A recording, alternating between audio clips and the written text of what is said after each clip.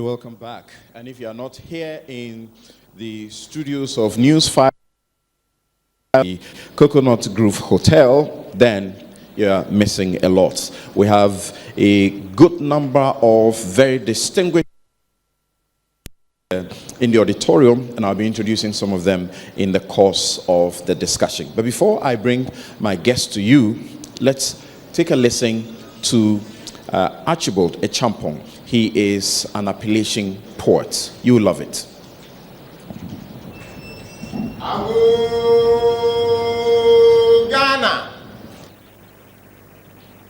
Ago Ebibiman. Ago Aboyafo ne akomafo ne akamafo ne ayemafo ne afamafo ne agemafo ne adimafo ne aforomafo amantamboyafo akonfo akokodurofo adwumademfo anokwafo anoframfo asiframfo adikanfo enyansafo abenfo anionyamfo atitiriwfo a muti afiri ponso mme afiri pon tetew pansam ago ewira framanin we nini we nintin we hinititi we pumpurumpum we apampa krampa kukuya mo ho baabi ye den so dum mo ho baabi ye mmerɛw so nya mo ho baabi bubu pempen sakaka pepe na mo ho baabi nso so twan so fetefre ago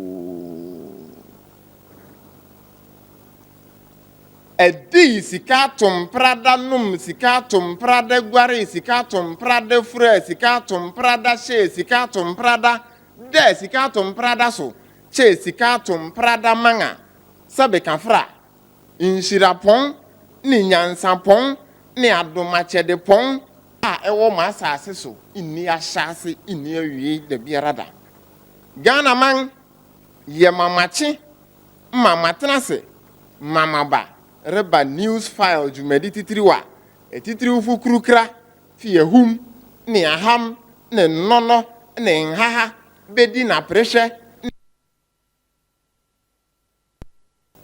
Newsfile otibrukusu tibrenkesa owi abranmo se ni ateutu no se teutu na tewa nkotua ho a na ehwa ye ho na sabe kafra se wani tuai abususam ni ahohwesam ni amammoisam na wode aboro ya no foforoto iye sabe kafra nsa foforoto ne nan foforoto nso a no kwasem ni eka bachiri mu twan fete be yan wankasa apampam eyinti sabbatically speaking chirofo ohwinti mpreku kapochichi wo faase oti wanankanuru ti wa mampamnuru ti wa denchenyirampanuru ti wa kwabrafunuru ti wa kensenkunuru ti wa yirifiampasachinuru ti wa apampa krampakukunuru berema nana awire damoyam pasachichia oti na ekroja no kwasemini waye na afamdi o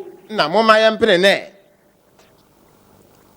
o yere bingfo yere dingfo yere chingfo nana yere damoya se mo na asem no kwarenso sabe kafra won to sabe nanso sane ebe ya emimfo ya torofo ya borofo ya wurukafo a sabe kafra waye wo hu betuma wuja ntume eremfa no kware trodo mutumi ennan nkantankrachi ne ojafram ojahwirenhwire nga punadare entore empempemase se nyansrama mintanse serwanti etoda yeto sabe etuaso ekopem sabe opepepe ededa obu ni nidi ne opow edi sabbatically speaking omampon ahwehwe pon a sabe kafra adehwe pon hwemu won kanko ni won sinto se mensre imisa se sabe kafra ebeya anka yenyinara emfa biakoye ni odo ne temasronko enhwehwe ntatia enowa mpata ne anoma akore bresi ama otu ni nsema bojabum abrabom nkosi ase na yenhu no kware trodo a ewo yankasa ya abrabo achi na no kwasem ni achinya biara re ma ho sɛ ɔmanfo a sɛ bɛkafra wɔnnim w'anuonyam ɛne w'anuonyam mu tumi so mfaso pa na wɔnso w'anuonyam mu ye ɛyɛ sɛ bɛkafra ɔmanfo te ase awuo. Sabbatically speaking, sɛ minsire misa sɛ den ti na Ghana men ɛyɛ Ghana man a awie kunini ne yesu kunini ne nsase kunini ne mframa kunini ɛne munhyira kunini atwa yɛn ho ahyia daa yesu hia. Sabbatically speaking, sɛ minsire misa sɛ den ti na ɛsɛ sɛ yɛto yɛn anuonyam ahoro ase ho pe to no dampagyaw bu no adetita bi ma ahoho bɛfa kosiesie no enya ho mfaso pawie ansa na sebe kafra ya ye ni manyo akwate wadankra yem de yen kotodwa agu fam asrem propro wase. Sabbatically speaking, se no kwasem yenti ye ho ase kotope na yenti ye ho ase bio se no kwa obiara onnim ne bobre ene ne bere so mfaso pa ntumi enhu bere biara so mfaso pa wo wiase yi mu.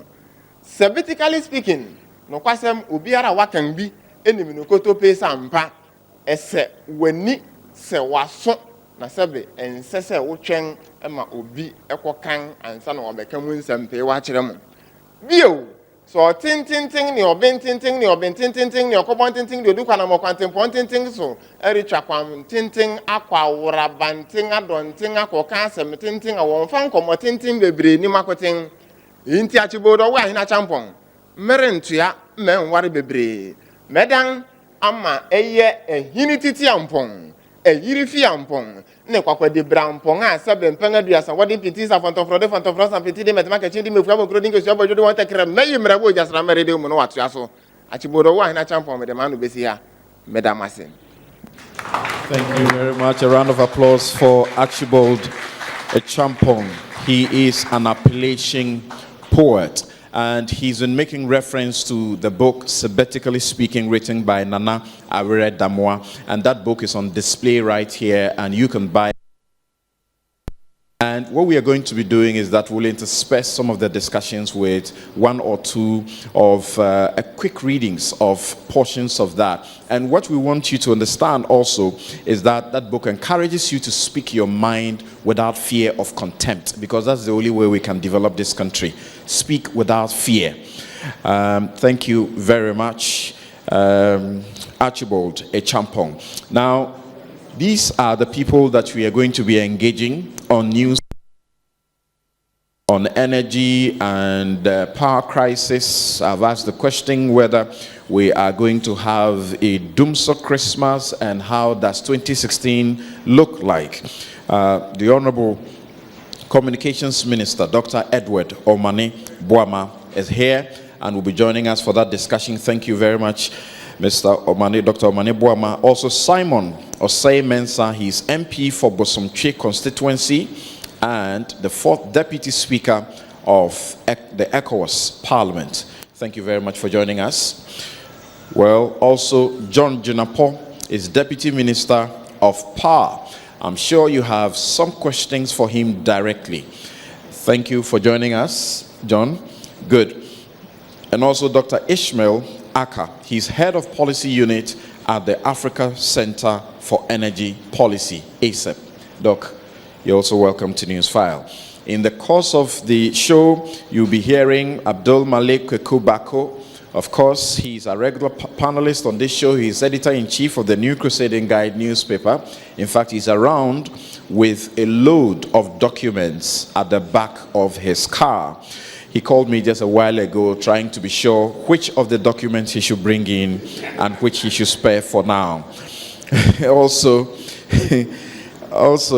you'd also be hearing from Ace Anan Ankoma. He's a private legal practitioner and he's a lawyer that is loved by many in this country for the way he deals with the law and explains the very difficult things of the law as if they were not difficult.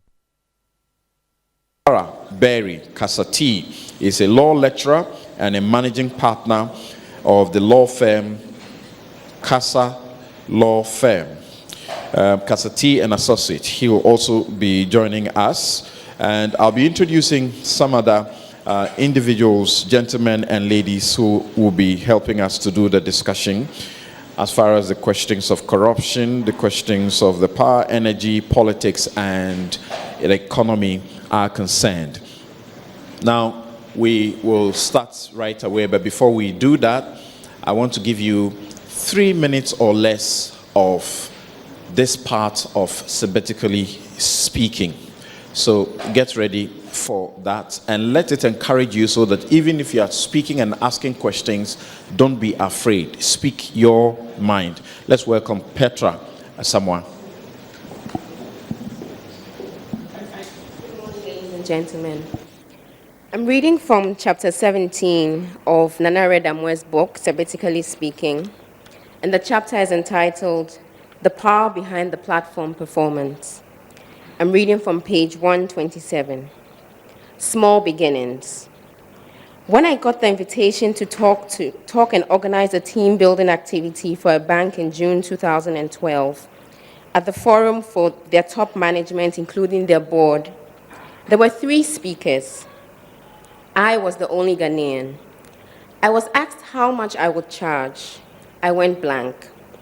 I responded that I had been doing this for free for churches, groups, and para-Christian organizations. Those were the preparatory stages. John Maxwell speaks about 3 stages in a person's career: learning, earning, and giving phases. I have used this many times in my discussion with young friends of mine. At the learning phase, the focus is not on money, but on getting depth and breadth of experience. On the average, this lasts for about 10 years. Then one moves to the earning phase, where you decide which roles to take and make some money too. The final stage is where people like Carnegie, Rockefeller, and now Gates got to, where they go chasing after legacy and giving to society. Of course, the giving here isn't about money. It is more about the phase of one's life when you want to give back to society. One doesn't need to make billions and millions to give back to society. The problem with most of us is that we don't want to spend good and quality time in the learning phase and rush onto the next, half-baked. The quality of the performance one has on the big stages of life is usually determined by the quality and quantity of preparation time spent off stage. Consider the life of Jesus. All he did, and is mostly captured in the Gospels, happened over 3.5 years in his 30s. It took him 30 years of preparation off stage. Churchill, Lincoln, Mandela. They all had baking time in the oven of hard preparation. He spent years in prison, but also in the trenches before becoming prime minister and president. Mandela spent 27 years in prison. He came out a transformed person, spent under 10 years in executive leadership of his influence, transcended his presidency and even his death. President Mahama stepped in seemingly effortlessly into his new role when President Mills passed away. That achievement was, however, possible because when Ejata was alive, he gave a lot of room for Mahama to grow. Mahama took advantage of the opportunity given him and learned. One person whose life challenges me when I speak of preparation time is Dr. Mohammed Ibn Chambers. For 10 years, he was Deputy Minister of Foreign Affairs, and then he was appointed as Deputy Minister for Education for 3 years. In these years, in supporting roles, he learned. When the break came, first with ECOWAS as president, and later with the African, Caribbean, and Pacific Group of States as Secretary General, he was ready. He's now the United Nations Secretary General Special Representative and head of the United Nations Office for West Africa. When I shared this piece on Facebook, my friend Kwabena Intribosiakon added his insight, which is too apt to edit. I quote him verbatim.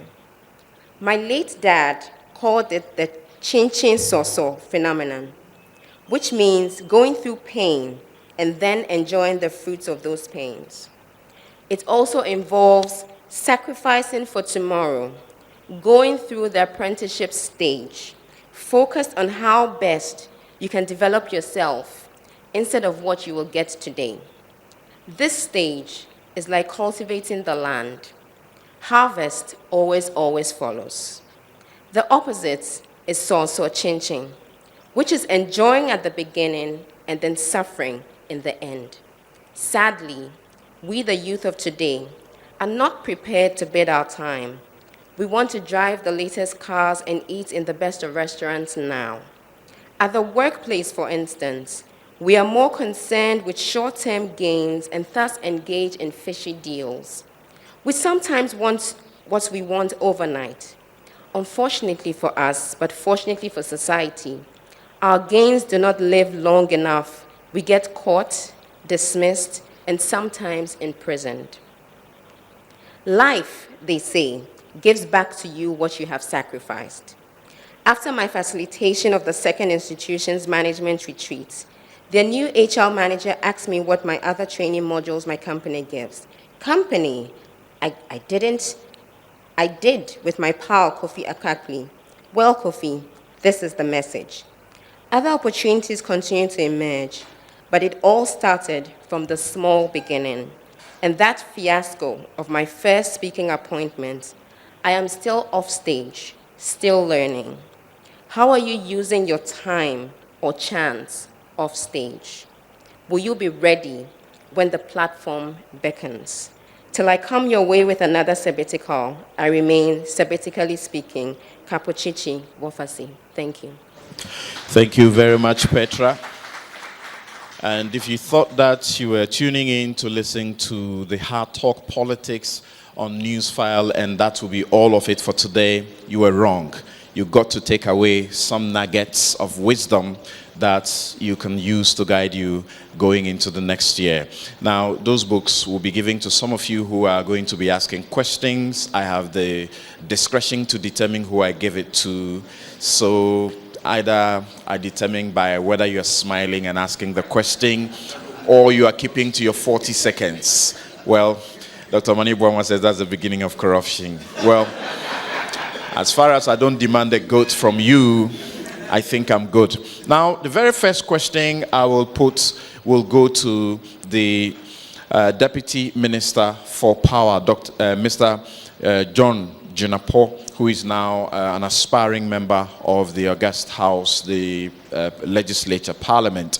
And note this, that you have the right to ask questions, and in fact, you're going to ask the questions from here. So as he's speaking, if you have a question to ask, note it down and put your hand up nicely. I'll call you and you will ask that question. Our guest here will take the questions as well. So my question is rather simple.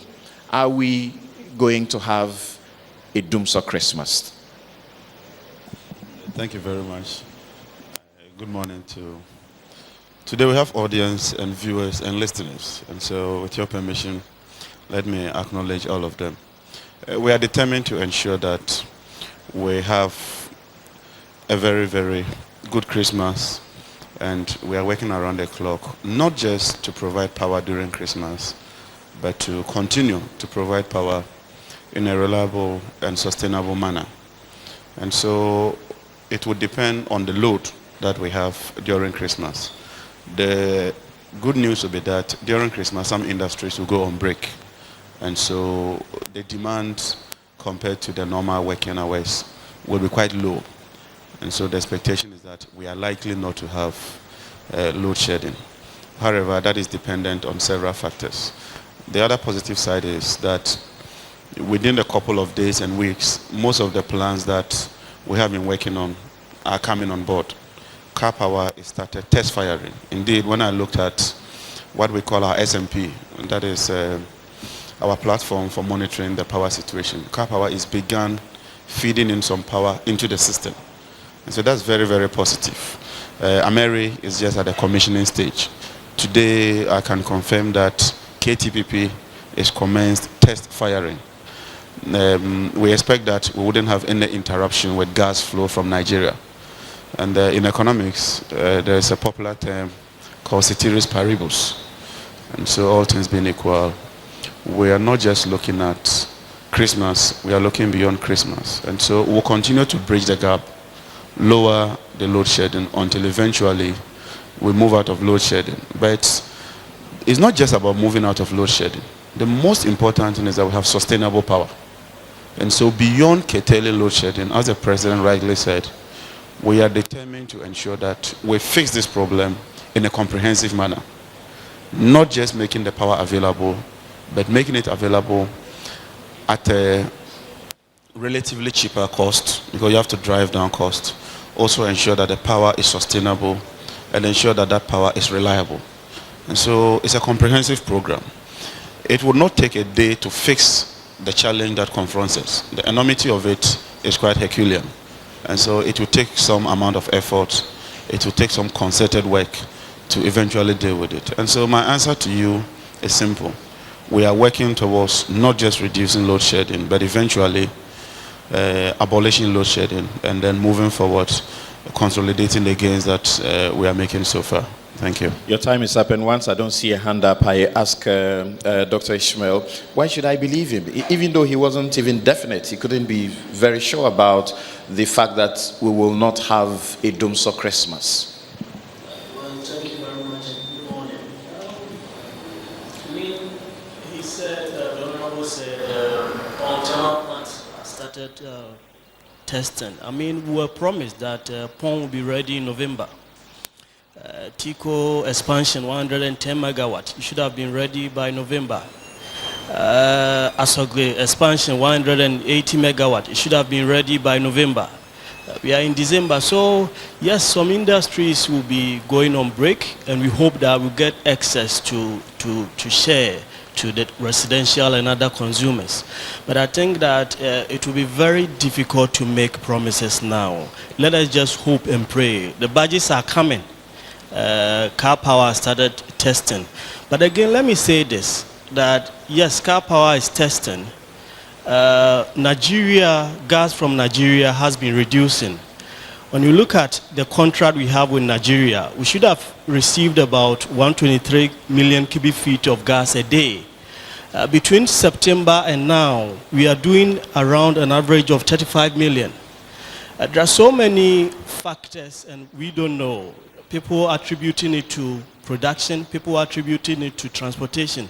Others are also saying that because we owe Nigeria and the fact that they gave us February to come and pay about $171. So we should look at all these factors. If some of these things are not in place, the budgets may be ready and they may be working, but we are going to lose some other generational sources. That may not be so good. So yes, it is good. Industry will go, we share the excess. The budgets are coming. Some few plants we were repairing are also coming online. But we should also try to address the fuel issue. If not that, we're going to have a lot of challenges even after Christmas. Thank you. There's a question here. You mentioned your name quickly and your question. This is your show, so please ask the questions. Good morning, sir. My name is Nana Hesse Ujiri. I have a simple question to Honorable Jenapo.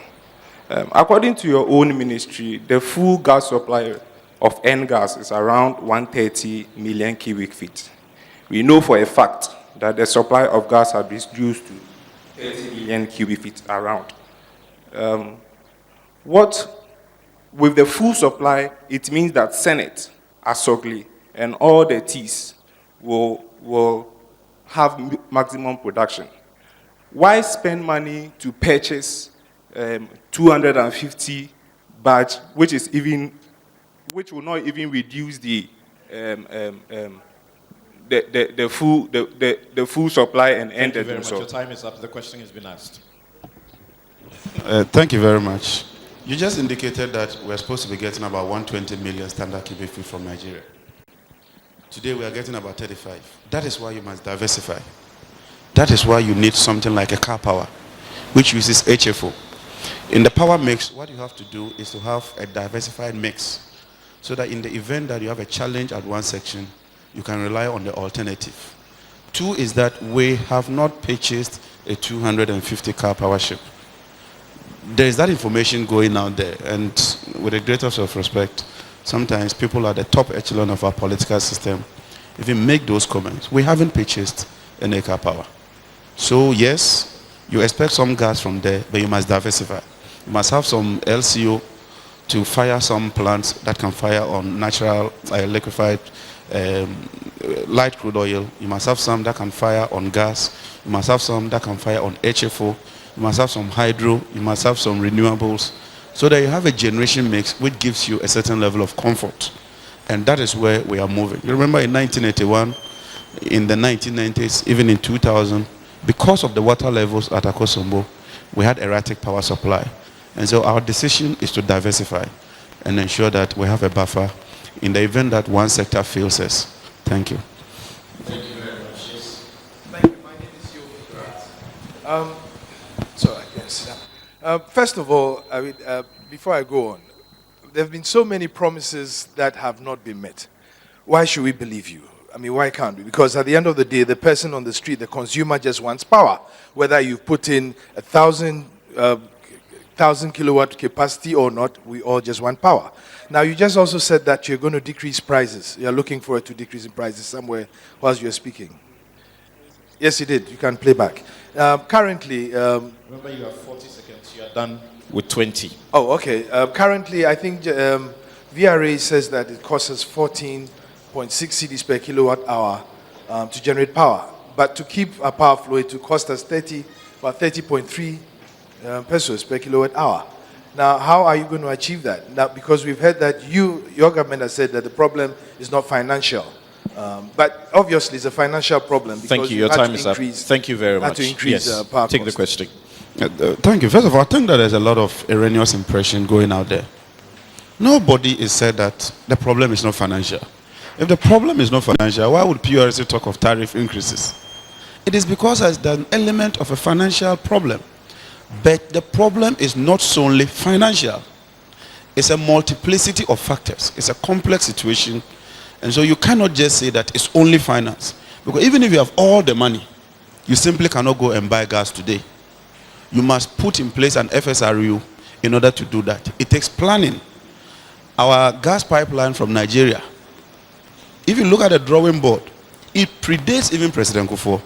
President Kufuor commenced it. President Mays had to come and complete it. If you look at our Tuabo gas processing plant, it takes some time to do that. And so, yes, there's an element of finance. Maybe even if you had money, you would have gone to buy generators and come and fire them. But resources are limited. Resources are scarce. And so you must make prudent decisions. Two, I don't remember, and let me put this on record, ever saying that we're going to increase tariffs. I don't remember anybody saying that we're going to increase tariffs. I don't. Is the PURC... Reduce tariffs. I don't remember saying that. What we've said is that we must drill down costs. Because when you drill down costs, then you can pass on the benefit to the consumer. Because one of the key issues has to do with fueling. If you are to fire your plants on diesel, for instance, KTPP can fire only on diesel or gas. So if you fire it on diesel, it's going to be about twice or thrice the cost. If you may, let him take a bit of a breather and let's get to the Honorable Simon Osei Mensah, MP for Bosumtwi. Now, when you hear what his responses to the questions that are put to him, what do you say? Thank you very much, my brother. Everybody, whether you are listening or watching. You know, he was a bit dodgy in answering even the questions. First of all, you asked whether we are going to have an answer. Because he knows that they've not put in place sufficient systems to ensure that we won't have doomsday. All that he knows that we are going to have doomsday. The magnitude is all maybe he cannot tell. They've given us several promises time and time and again, but they've never ever been able even to fulfill one. Look, this car power they are talking about. We were in this country, we advised them to buy crude to power the various thermal plants that run on crude. They refused. Now we have this car power. We are going to spend about 9 million Ghana cedis every month on crude. Can we buy this one when we could not buy it about a year or 2, 3 years ago? My brother said they are going to reduce tariffs. He said no. But he contradicted himself by saying they are going to drill down the cost. And when you drill down the cost, what is the net effect? The net effect is that your cost will come down, and all other things being equal, as he says, ceteris paribus, then it should reflect in the tariffs. So if your cost is going down, are you going to say your tariffs is going to go up? So he contradicted himself when he was even answering his question.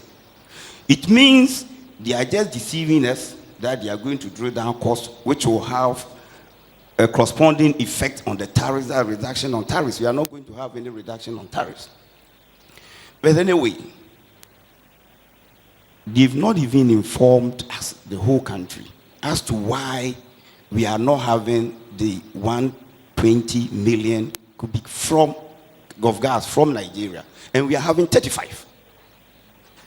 I'm very, very much surprised today that they are admitting that part of the problem is financial. They've never admitted in this country. It's the first time I'm hearing. When Dr. BOAMAH made this assertion, he was lambasted, he was insulted, that the problem wasn't financial. But we are here, the Deputy Minister for Power is telling all of us that part is financial. The bottom line of the problem is financial. Let's admit it. Please, please, please. Can you? You've told us that you generate more power than what we need. We have the capacity to generate more power than what we need. Please. Now, if we have that capacity and the issue or the problem is not financial, why are we not generating the power? Thank you very much. If we had paid... Thank you. You've exhausted your time there. So I want you to pass the mic to Dr. Mane BOAMAH. Quick question. Should we not be expecting, and I'm thinking that you may have done that, but if you haven't done that, I think that would be bad, that are we as Ghanaians not entitled to know how we are going to spend the Christmas looking at the question of energy or power supply? And aren't we, supposed to be told, okay, we are able to give you so much power, we are going to reduce it from 12 hours on and 24 hours off into this level or that point? Ministry of Communication. Thank you very much, Samson, and a very good morning to your cherished listeners, viewers, co-panelists, and members here with us. I think that the issue that you've raised is legitimate, and I also think that Honorable John Jinapor has done justice to it. Perhaps what you are asking is for a clear, indicative broadsheet to be put out there by the ECG, and these are things that I follow through, and I'm very sure ECG itself will be doing that. Having said that, let me also come to the fact that we are having serious challenges with logic here. Why do I say this? I say this because people are trying to equate the multiple nature of the challenges that we are dealing with to finance. And that is completely erroneous. If Honorable Jinapor says that part of the problem is a finance, and you evoke a statement Dr. BOAMAH made that says that the problem is a finance, you are making two similar but different arguments. Let me ask you a question. We have the Bui hydroelectric dam. How much money can you have to make the Bui hydroelectric dam generate the 400 megawatts capacity that it has constantly, save for routine maintenance? As we speak now, the best that you can do will be 130 megawatts effectively, or if even you want to be charitable, 200 megawatts. The fact of the matter is that it has an installed capacity of 400 megawatts, but per the architecture, it cannot give you that 400 megawatts constantly. And so when you say it is finance, give me the answer that can let the Bui hydroelectric dam, if you had all the money in this world to do that. The next point, the Akosombo hydroelectric dam. Presidents and other stakeholders in climate change have just returned from the Conference of Parties on Climate Change, that's the COP21, which took place in France. Everybody appreciates the fact that the El Nino effect is only accentuating. It is there. The Akosombo hydroelectric dam continues to have the difficulties that it is having as a result of the water levels. Tell me that if you had all the money in this world, you could reverse that. And so yes, you have some of the challenges being as a result of finance, but to equate everything to finance, as Dr. BOAMAH did, is completely erroneous, and that is what I think the Deputy Minister is making. My next issue has to do with, even if you want to take the thermal plants, we have witnessed at least 2 occasions where the Atuabo gas processing plant had to be taken off, one because of the plant's own routine maintenance, and the second one had to do with when the Ameri plant was also being connected. Tell me the amount of money that if you had, you may have been able to... You have exhausted your time. He wants to give a reaction and you have 1 minute to do that. Thank you very much. It's quite unfortunate that we are still saying it's not finance. Why do we have different source of power? Why do we have the product mix? We have the product mix in order to achieve maybe lower tariffs. But when that lower part or the lowest source is having problems, then you turn to the other higher sources, which is more costly. And because you are not prepared to purchase the crude, which is more expensive, that is why we are where we are. When in 2007 we had similar problem, the so-called toy generators were brought in. They were more expensive, but it gave us power because the money was there. Now bring us the crude, power those plants that run on crude, and let's have the power. So that you see, the bottom line is finance. We should not run away from it and try to hide ourselves under the product mix. That is not the issue. The issue is if you buy the crude to power those generators or those plants that are running on either gas and crude or only crude, will we be in this situation? Thank you. And reaction. Reaction is 1 minute, so please do that. You see, when somebody is awake and decides to snore, you simply cannot wake him up. And it's straightforward. And so, no matter what you do, some people have made their mind that they will stick to the point that it is only finance. If you were to run all the thermal plants in Ghana, all of them, at full blast, you will still have load shedding today. This is a fact. And I've heard Honorable Simon continuously talk about this. Honorable, the fact is that your position is not tenable. If you were to run all the plants in Ghana today, run all of them, and the figures are there. You have members on the Energy Committee. When we meet them, it's a different ball game. When we go to Parliament, it's a different ball game. When you run all of them, buy whatever crude you can buy, you will still have load shedding because the capacity cannot meet the demand now. That is why you need car power. That's why you need Ameri. That's why you need Asogli, so that you can have enough buffer. It then gives you the opportunity to move on and do other things. Thank you. He objects to your introductory, remarks. Oh, I'm sorry. About him. I withdraw. You want to withdraw that? Thank you very much. I withdraw. Let's take. If you do that, you have exhausted your opportunity. Okay, go ahead. 1 minute. Thank you very much. If it was just about finance, why would government be bringing in additional plants? And for every power system to work very well, at least you need about 15 to 20% reserve margin. The energy mix he's talking about, we are looking at all that, and that is why in terms of fuel sources, government even at this stage, just on Thursday, we approved an agreement that is to ensure that we are able to regasify LNG. That is another way of providing additional source of fuel, so that even when you are not having gas coming directly from the West Africa gas pipeline project, you will be able to rely on this. Thank you.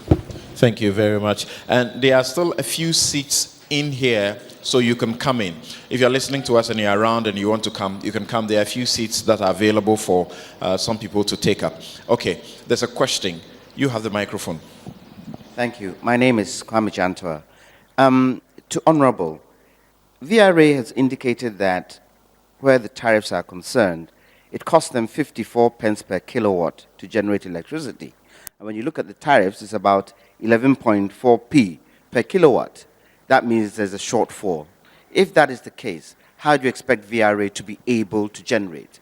If that is the case, when is government going to pay the debt that is owed VRA? Secondly, could you tell us the position on the reverse flow from Etuabo through the West African gas pipeline to Tema? What's the position on that now? Thank you. And that answers the question. You see, when we say you are drilling down costs, it doesn't necessarily mean that you're going to reduce tariffs. And my senior colleague rightly put it. VRA says that they receive just about 60% of the cost of their production. And so right from day one, the tariff you are giving them is insufficient. So the first thing is that, can we reduce costs?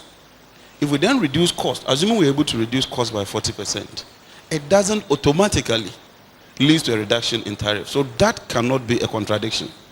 That aside. Two, Cabinet is approved, and I do know the Ministry of Petroleum is leading that process, to put in a reverse flow on the West African gas pipeline, so that when we have excess gas in the West, we can then bring it to the Tema enclave. In addition to that, we are doing an onshore parallel line. So we're going to have dual lines. So in the event that you have a problem with the one in the sea, you can then switch to the one onshore and then work on it. And so we are determined to ensure that we deal with that. The last issue has to do with when government is going to pay. The president has commissioned a team led by the PURC to do a reconciliation and a netting off of the debts, so that we can do the cross debt netting off. Because don't forget that VRA also owes government. ECG also owes government. And so the good thing is that let's net it off and let's see where we have a challenge, and then we can deal with it. And so we are in the process of working on that. But the short term and the medium term solution is to stop the bleeding. And so government bungalows, ministers and their bungalows, agencies and all those other areas, we have put prepayment meters there so that ministers will pay for their light bills. I pay for my light bill. I have a prepayment meter. Any other person, Dr. Mani, pays. And so this assertion that somebody pays your light bill is not even true. All of us must pay so that eventually we can recover that money. Thank you. Because the principle, thank you. finally, the principle is that end user let me have ought this to question. pay the tariff, Let me have and this not question. government. Yes, the next question, please. It's a contribution. Contribution. Yes, my name is Kenneth Thompson. I'm the CEO of Dalex Finance. First, the NPP and NDC must take the politics out of this issue. The price of power has to go up. We can't do anything about it. That's number one. Number two, the people advocating for a subsidy or the price to be the same are the people that use power the most. If you take Meek and Thompson with my big stomach, in the evenings I sleep in air conditioning. And most of the people here sleep in air conditioning. I turn it so low that it's almost as cold as my flat in London. Who do you think the subsidy benefits? It benefits me. And let's separate the ability to pay from the cost of generation. They are two different things. And we are not speaking for the poor man. Do you know the cost of candles per lumen is much, much, much higher than the cost of a filament bulb? And even if you include energy saving, it just goes way off the scale. Okay, because you said it was a contribution, I gave you a minute to do Thank that. There are those who also have questions. Yes, please, quickly, and 40 seconds. Yes, my name is Opon. I'm a teacher. Right. Now, I think the Deputy Minister said that there has been erroneous impression about whether or not we have purchased the car power. And I thought it was an opportunity for him to tell us exactly what the situation is. Is it a loan, a rent? Is it a hire purchase? What is it, if you may tell us? Then number two, when people say that the this, well, now we are told that it's load shedding and not so much doom so. But whatever it is that we are experiencing, is it the case that we have enough generation power or facilities, and what our problem is either finding or not able to get the necessary funds to get the gas or the appropriate. Your time is up. Appropriate. Thank you. Thank you. You take that question. When he's done, I've seen two more hands. We'll give to Nana Todazi and also the gentleman at the back, and then I'll ask a question of Dr. Ishmael, then we'll move on. Yes. Thank you. First of all, I think that it's important that, as one of the contributors said, we strip the politics off. What is the true cost of producing power per kilowatt hour in Ghana? Let's establish that, and let's find out how much we pay. When we do that, then we ask ourselves, are we paying the right tariffs? Maybe we're overpaying, maybe we're underpaying. What can we do about it? At least the facts are facts. Opinions can be opinions, but facts are factual. We can have different sets of facts. Car power, we've not bought it. The arrangement is simple. Car power brings its plant, provides the power, it has its PPA with ECG, it has its approved tariff from the PURC. So whatever you and I consume, we pay for it. What government does is to facilitate, because we cannot just fold our arms and say that car power, you are a private entity, come and secure the port, get all the permits, and produce your power. We must facilitate. If there is a need to provide some guarantees to give them that comfort, we do that. But the end user who consumes that power pays for car power. And it's as simple as that. And it's not so much different from Asogli. It's not so much different from Senate. It's not so much different from Tiku. Except that maybe because it's a badge, there's a lot more interest in it. But the arrangement is that all these plans are moving forward. Let the end user pay for the tariff. But we'll try and drill down costs so that you don't pass so much burden onto the end user.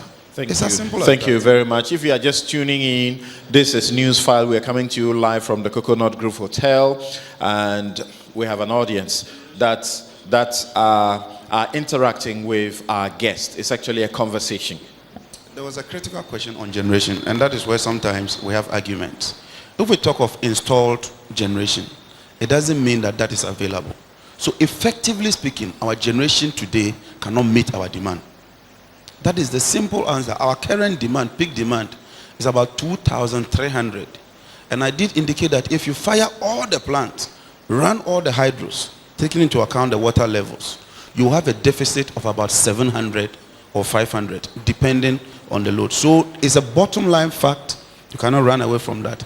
The generation today cannot meet our demand. And that's why we need additional generation to shore that up. That's an extra 30 seconds for you. Yes, the next question. Yes, my name is Benjamin Kodo, MP for Ho Central. I wanted to just assist the Deputy Minister. The point is that on authority, Ghana has not bought the car power ship, which is docked at Tema. It has not bought it.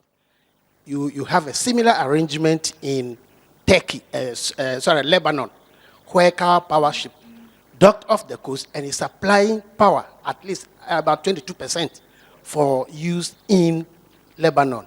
They have a similar arrangement in Iraq, where car power ship is supplying power to Iraq. So it's not a purchase agreement. And also, it is not an emergency power. 10 years agreement is not an emergency. And if people go around saying that, that's not the truth. In fact, the 10-year agreement is even renewable when we find that the services being provided by the ship can be continued in the country. The other issue is of cost.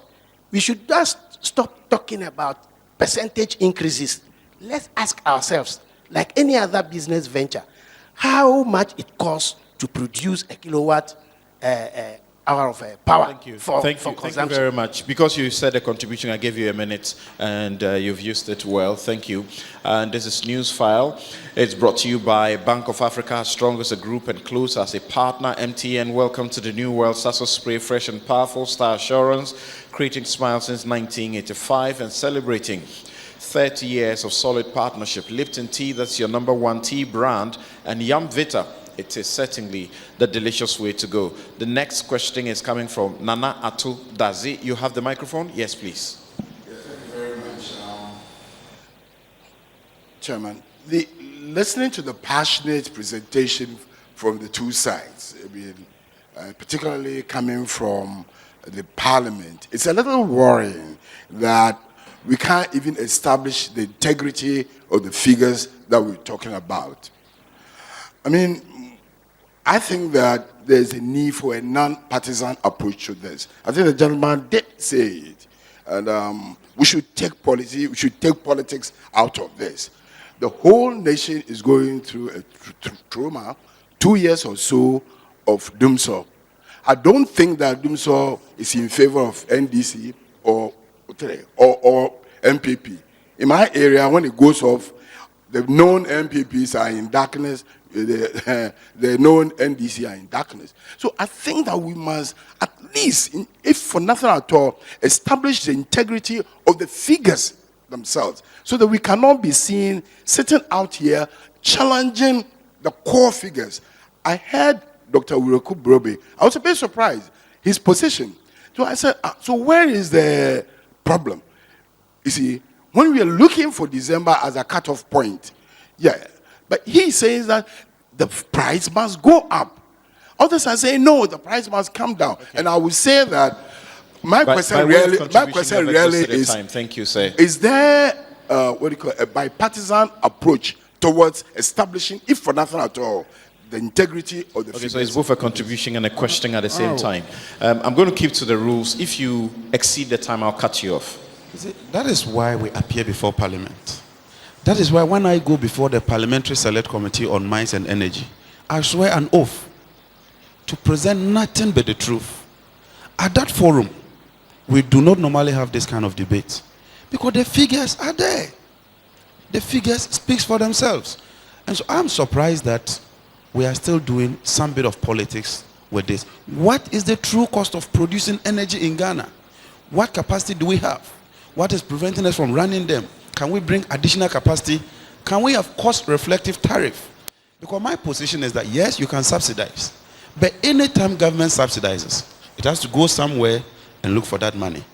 And that's why he said, if I consume power, why don't I pay for it? Fortunately, our tariff system is graduated. The more you consume, the more you pay.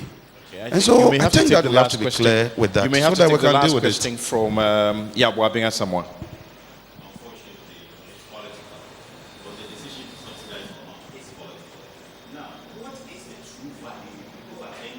Okay, it does appear that we can't hear you because your microphone has some difficulty. Talk again, let's hear.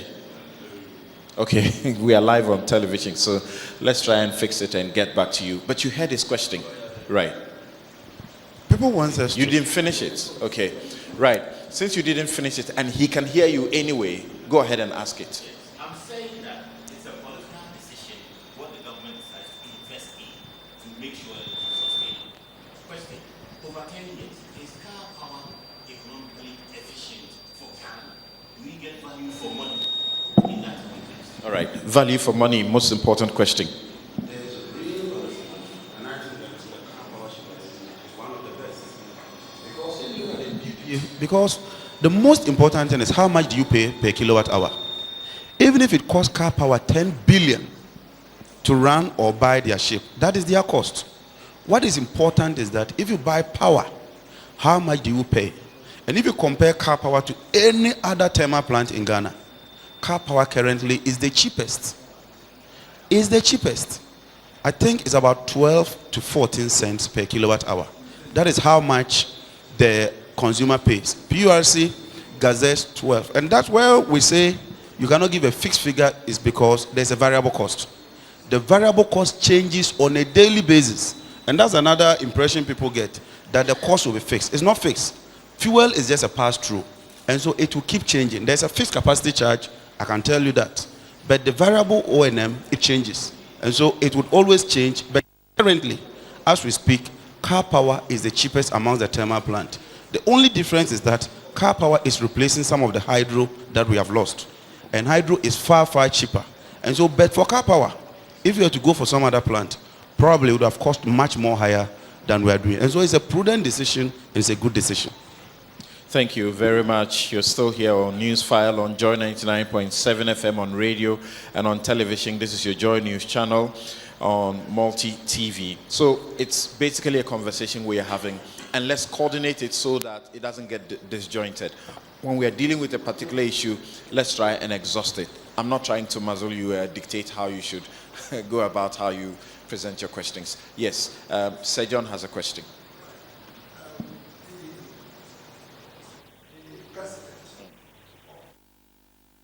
Sir John Kwejo Owusu Efriye.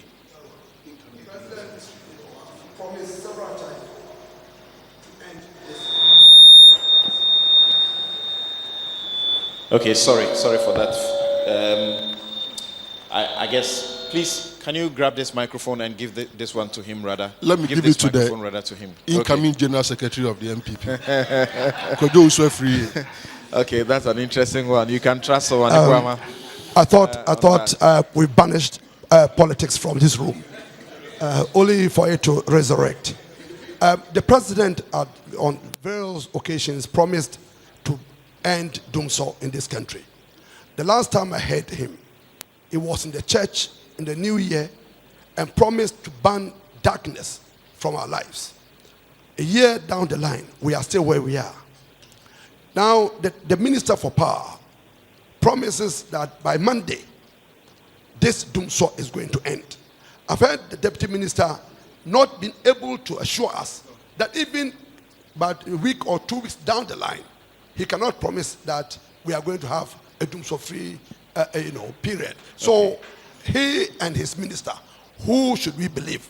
The minister says Monday we should expect, and you look at today's papers, it's all over that the minister says Monday this doomsday is going to be a thing of the past. You're right. I will hold you on to that. Thank you very much. I was going to ask Dr. Aka to reconcile that statement with what Judge Inapo has told us this morning.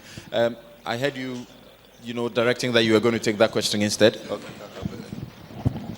I think that Mr. Kwejo Owusu Efriye, referencing the president as far back as 31st December 2014, is not even situating what the president said within the proper context. But assuming he's even right, I have in my hand the State of the Nation address, where the president indicated the measures that are being put in place to address the current challenge that we are all in. And it is very clear that the steps that the president indicated are all being followed through. As we speak now, we are not talking about the car power ship is coming. We are talking about the car power ship is here and has started inputting power into the national grid. We are talking about the Ameri plant also being here and being commissioned. This together gives us about 475 megawatts. Clearly, by the end of this year, not less than 845 megawatts would have been added, assuming that Asogli is even to come on either by end of this month or even by early January. It is very clear that an additional 180 megawatts would also have been added. In terms of the Minister for Power indicating that doomsday is going to end by the end of Monday, it is something that is news to me. I have not heard him say that. But we read all kinds of things, and sometimes they are all not the case.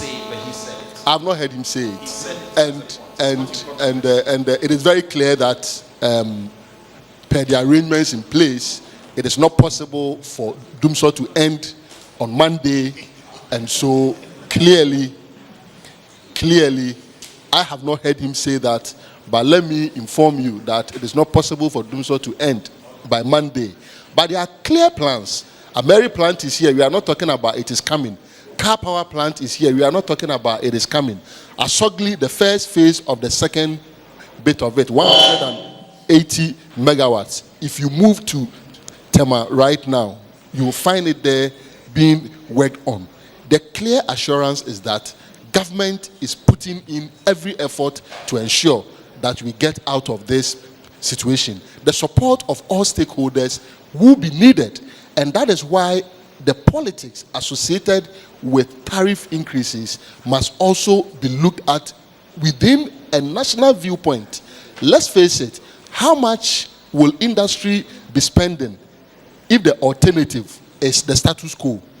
And how much will industry be saving if the alternative is what government is doing, fixing the situation and only asking that a little more is paid? Thank you.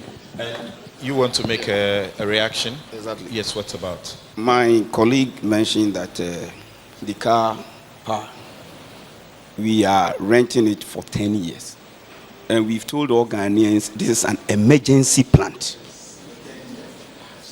Emergency plan for 10 years. 10-year period. Please. Please. How can we have an emergency plan for 10 good years? Please. Again, people are talking about politics. Anyway, the governing institution of the country is a political party. So whether you like it or not, whatever we are doing is politics. Good. The next aspect, the next thing I have to let you understand is that decision making is based on available information. So if the government decides to put the information about the car park to its chest, people will speculate. If the government had brought everything out, people will know the exact terms and conditions of the power buy. And we will not be talking about somebody saying the unit production cost is so much, the other saying another thing. We have the information minister here. We have the deputy minister for power. Why don't you bring the information out to the public for us to scrutinize? If you keep the information to your chest, people will keep on speculating, and that is not politics. Thank you. Thank you very much. Now, let's hear from Dr. Ishmael Aka. Okay. He wants to react to some of the comments that have gone on so far. Yes, for some time I thought we haven't met the press, and I'm just a witness. I think that on the issue of the tariffs, yes, we should pay, but how much? Until we are able to determine the real cost of producing power, I don't think there should be any argument for increment or decrement. Because when you go to Kenya, for instance, domestic consumers, they pay 19.2 Kenya shillings per kilowatt hour. That translates to less than 5 pesos, 5 cents per kilowatt hour. When you go to Botswana, they pay 61 tebe. That translates into less than 10 cents per kilowatt hour. We are paying close to between 18 to 26 cents per kilowatt hour. So what we are saying is that, yes, when you look at the calculation, apart from the economic factors, the cost of production, exchange rate, and all these factors, there's also a factor called productivity factor. How are we dealing with that? We go and buy thermal plants. They are very good. We have to expand. But how do we even buy them? Or we do competitive bidding to make sure that we get the best that will be efficient for Ghana. If we don't take some of these things into consideration, plants come, they break down, generation costs so high, and you're telling me that because when you produce, you're spending 64, so I should pay 100. So I think that we have to deal with some of these things. Then on the prepaid meters, Honorable said, yes, he is paying, Honorable OMANE too is paying. But how many people are paying? This year's budget, the finance minister in the budget statement directed that Energy Commission should facilitate fixing of prepaid meters. So I don't know how we're saying that everybody we have, so if we have prepaid meters in all departments, why is the Energy Commission being directed to help fix prepaid meters? So that is one. I think that we should do, when you look at, if you buy fuel, there's this energy fund component that is supposed to help fund productivity and some of these things. I think we can direct some of these to fund prepaid meters. Let government pay. Kenya in August increased their power tariffs. Domestic, 7% for domestic, and government and industries, 20%. However, when you go to Kenya, the industries pay less than the domestic consumers. So we should look at determine the real cost of power production.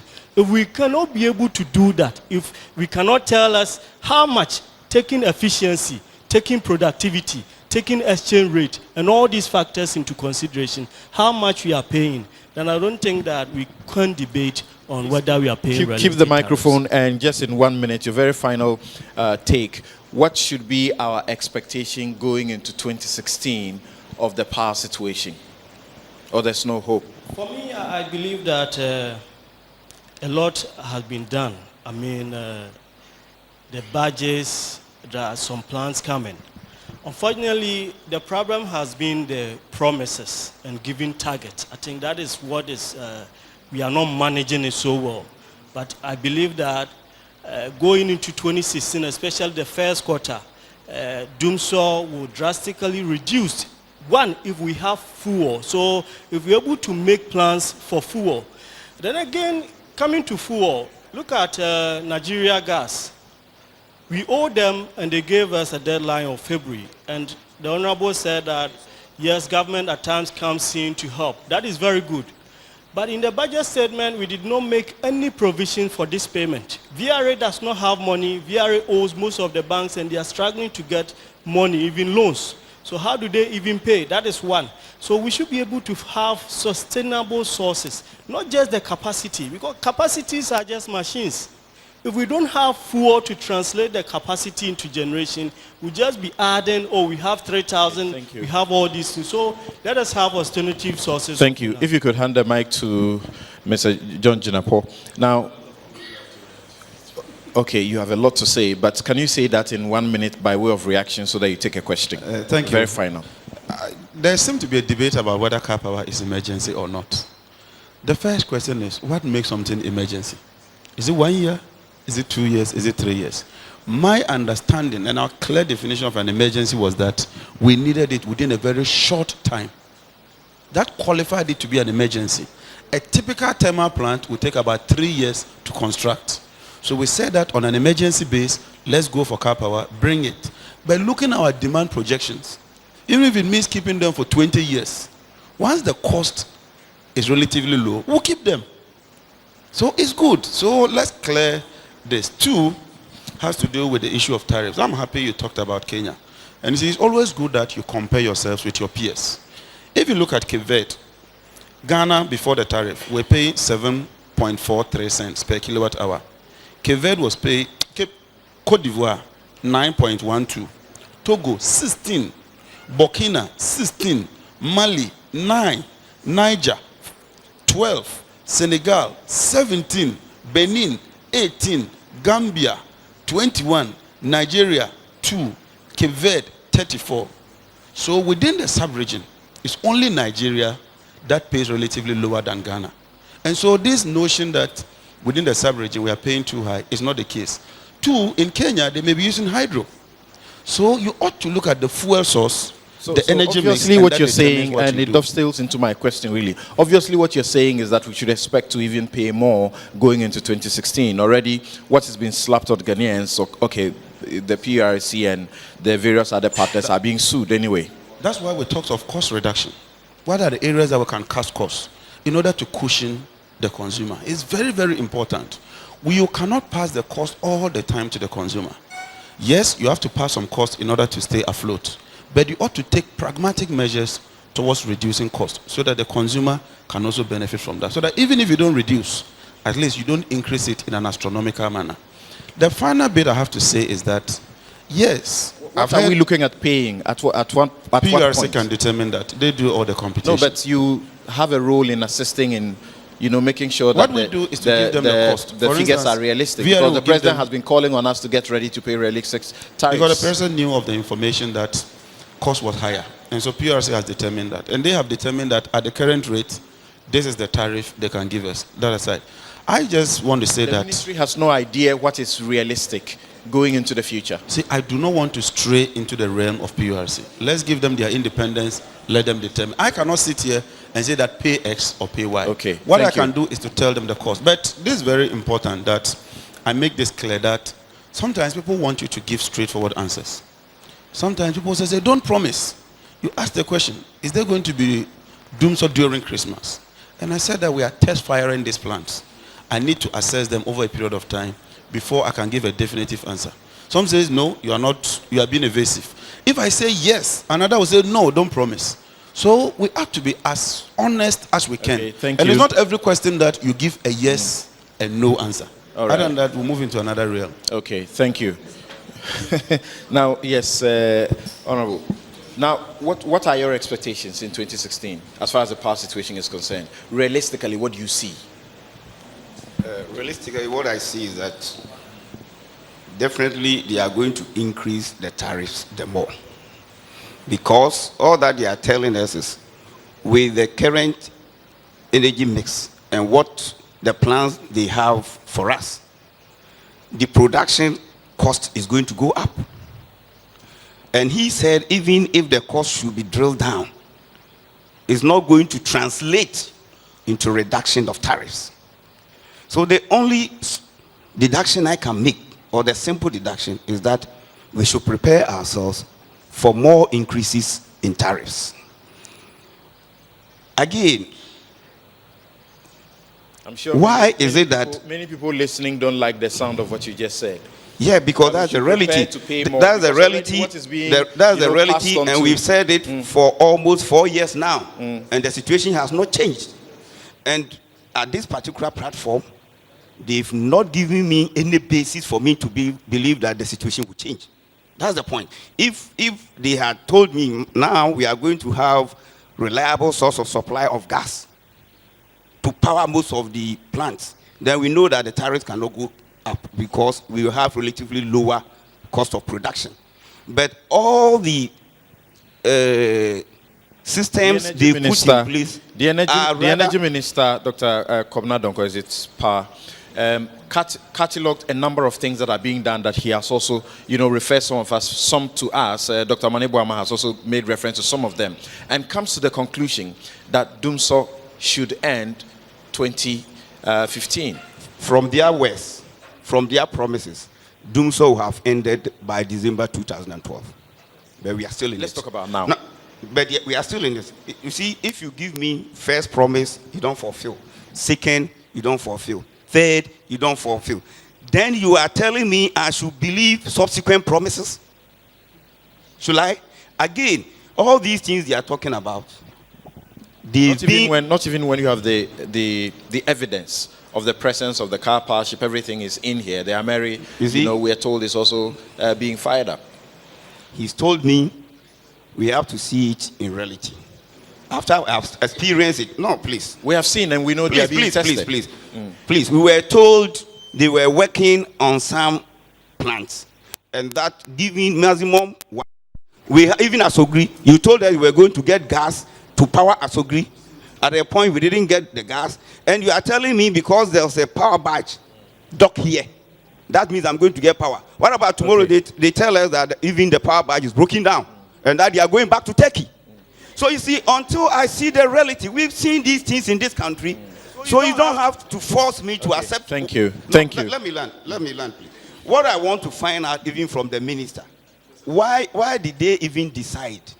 Why did they even decide to terminate the competitive bidding for the purchase of fuel for the car power, and did so sourcing when people were prepared to pay about 2 million Ghana cedis, and we are paying about 9 million Ghana cedis? All right, thank you very much. We are ending, and we are taking a last question from the gentleman in glasses. A very last question from the gentleman in glasses, please. Yes, please hand the microphone to him, yes. Sorry, Doc. All right, thank you. Kobe Mensah, University of Ghana Business School. 2 questions for you, Honorable Jinapo. Not to be journalistic or generalizing, can you please tell us, with money for value in mind, and the substantive solution, i.e. ending the power crisis in mind, can you tell us the specific alternatives or power sources at the table of decision making when you were making the decision, can you tell us the specific alternatives or power sources that you considered? And two, can you tell us the authority of council, like who actually, gave the advice to acquire the power batch, i.e., ECG, VRA, and Thank all you. this? Please answer those questions quickly. And I'll take a question from a lady. First time a lady is asking a question. Yes. Quick intro is that there's an accusation that we keep information to our chest. Honorable, you are a member of parliament. You can summon me to parliament and ask questions. So No, there's a please, question from the audience. I'm coming there. Oh, if you can address that question, please. Please Okay. address the question from Okay. the audience. So alternative sources, you see, our history is taught us that we can't depend solely on hydro. History is taught us that we can't depend solely on light crude. And so the alternative sources that we are adopting, one, we have hydro. Two, we are doing thermal with gas. We have thermal with light crude. Now we have thermal with HFO. We are working on renewables. We are just going through the process of bidding to get a 20 megawatt solar system in place. We are just commissioning another 20 megawatt solar system in place. But more importantly, is to reduce costs. It's to reduce consumption, sorry. In that, if you can bring about an efficient way of using energy, you save money. And that's why now we are changing almost all our street lights to LEDs. That alone can free some 75 megawatts. The home systems that the president talked about, the rooftops, Yes, the next question. that can give us another 200. Yes, the next So these question. are the Whose advice alternatives was it we to are go for looking car at. power? The technical advisor to the ministry is the Energy Commission. It's a regulatory body mandated to advise us. Okay, And I they think we did can all take the that checks, answer and all end the it there. specs, and Can they we have the advise that we question can from go the ahead. from the lady? Okay, my name is Jemima Nunu. I have a very quick question for Honorable Jenapo. We're expected to pay more now for our electricity or our utilities. And I just want to ask, what concrete improvement in service can we, the consumers, expect? Because every other single increase in our tariffs has not followed with a corresponding improvement in our services. Indeed, sometimes, even when we have tariff increases, let's say in electricity, then the load shedding or even the doomsaw or whatever you want to call it intensifies. So I want to see, what is it? What corresponding level of improvement of service can we expect? Thank you very much. Now, can you answer that final? The first answer is simple. That if you cannot raise LCs and if you have challenges buying crude, it means that if you have a bit more money, you can buy more crude.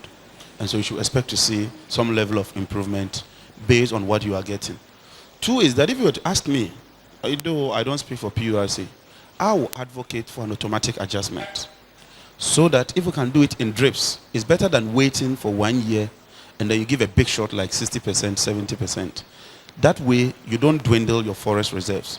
And so we are determined to work to ensure that we improve the service. And we are not just saying that we are doing this. A couple of months ago, we were talking of bringing in some plants. Today, the plants are in. Today, the plants are test firing. And so we can verify. Beyond what we say, you can go there and verify. So there's light at the end of the tunnel. But the point is that when you are working with machines, you ought to be a bit more cautious. Because machines can behave in a certain way that you cannot predict. Thank you. Thank you very much. Now, a few of your text messages that you have brought in, I'll just read them and then we take a break. We have ended this session. Yes, we've ended this session, really. This one from, is it Christian Jacobson? He says, kindly as the Deputy Minister, question to you again, kindly as the Deputy Minister, what efforts are being made by government to pay debt owed by the players in the power sector? We understand that is one of the reasons why the power sector is actually suffering as it is now. Kwesi also puts in this one. I don't understand why my lights continuously go off and the regulations or the regulators will increase tariffs. Please ask why we have to pay more when we don't even have consistent power supply. Another one says, from Abdul Basit in Kumasi, he says the tariff increase is too much, and does ECG top officials do, that's what you should be saying, do ECG top officials pay light bills at all? perhaps that's why they said the tariff is too low. And a final one from Kwame. He says, I live at Oyibi and have a postpaid meter. For 3 months, I have not received any bill. As a good citizen, I pay something to ECG every month. You pay something to ECG every month. There are others who are not paying at all. How can we solve the problem? So he's identifying some of us, the consumers, as a problem as well. But if you may just address the first question in 30 seconds. Government is indeed paying.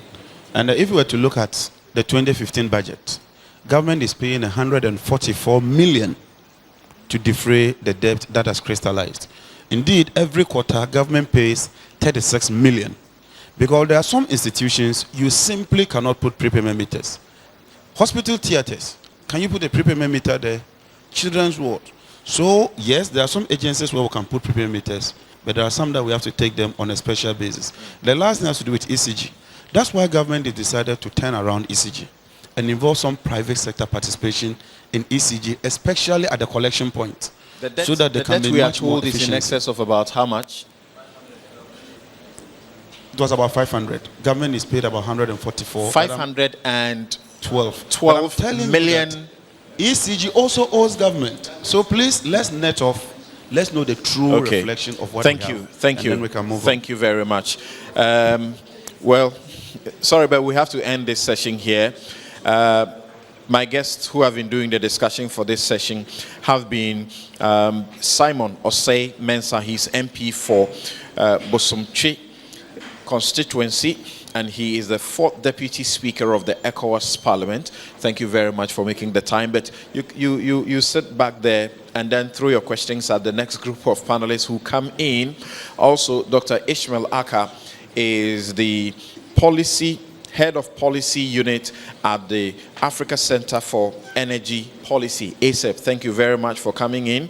Also, John Jinapo is Deputy Minister of Power, and Dr. Edward OMANE BOAMAH is the Minister for Communications. We'll take a quick break here. We'll be right back with another set of panelists you just will fall in love with. We'll be right back.